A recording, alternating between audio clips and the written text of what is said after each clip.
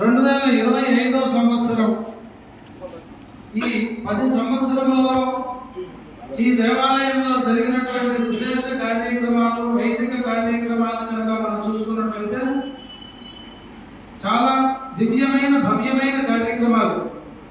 కృష్ణ యజుర్వేద సంపూర్ణ హవనం 3 పర్యాయాలు జరిగింది ఇక్కడ. అలాగే మహారుద్ర యాగం అంటే ఒక రుద్రంతో అభిషేకం చేస్తేనే చాలా గొప్ప విశేషం అనుకుంటాం. అటువంటిది మహారుద్ర యాగాలు 5 పర్యాయాలు.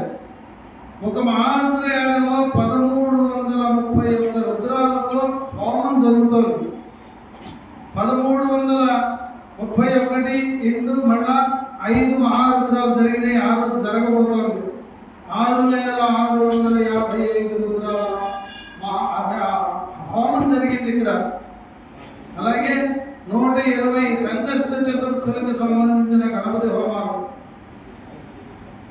55న గణపతి నవరాత్రులు